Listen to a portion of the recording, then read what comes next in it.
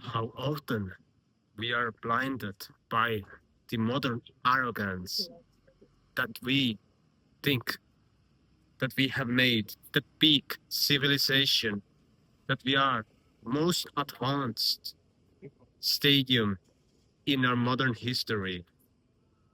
But when we look into the old buildings, into the architecture, we see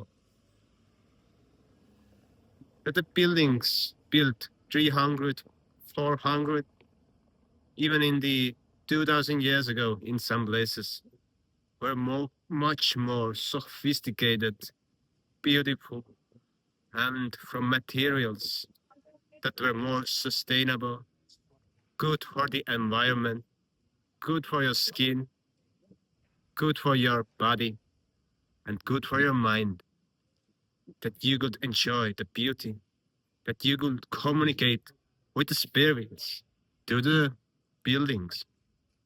I mean, spirits, like the places of worship, places of communion, churches, mosques, etc. But now we have plastic boxes, buildings made of petrochemicals, some of them carrying a false connotation that they are breathable materials. But most of the time, children get allergies in those buildings. People get sick and they are isolated from the environment. We have even heating systems. We have insulation materials that we could heat up the stone buildings, stone houses, and enjoy a good life, a warm life when you are in the north, like I am, and still enjoy the aesthetic pleasures of a beautiful house, of a beautiful building. And I'm not saying that all the modern buildings are ugly or unworthy to live in, but quite many of them are. Like the apartment blocks for mass housing.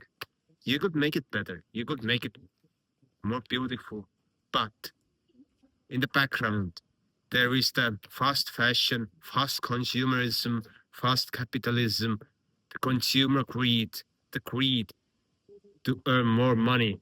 But if we could make the money work for the people, I'm not a socialist, no, but I dream, I envision a beautiful future where people could live in communities, they could have time, they could grow their own food and build together beautiful structures that would last for centuries.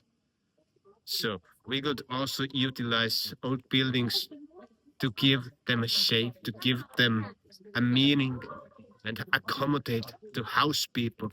Of course, there is housing crisis in many countries, and it's not possible. But then maybe we could build something that is pleasurable, that is aesthetically beautiful, and that is incorporating sustainable materials like the zero net buildings. That you everything that you build is able to degenerate back to the soil if you wanted to so. If there is no need for that building no more. The same is with those buildings over here. Of course, there are some plastics and plastic piping, plastic electric wiring, but the main material is still stone. And when they decompose, they can go back to the ground, back to the earth. But there are many, many materials if you do the right research around the globe, beginning from the coal dung and ending in the log cabins. And you can make marvelous, magnificent, beautiful log cabins. Same as you can make beautiful brick buildings. It does not have to be mundane. It can be something that makes the eye shine. And of course, you make breathable buildings, buildings that are able to breathe. This gives the connection to the environment for a person living within. As so many people are struggling with sicknesses, illnesses, as they are isolated from the environment, from the outside. They're covered in the building skin that is quite often plastic, and that can have really drastic and serious consequences eventually.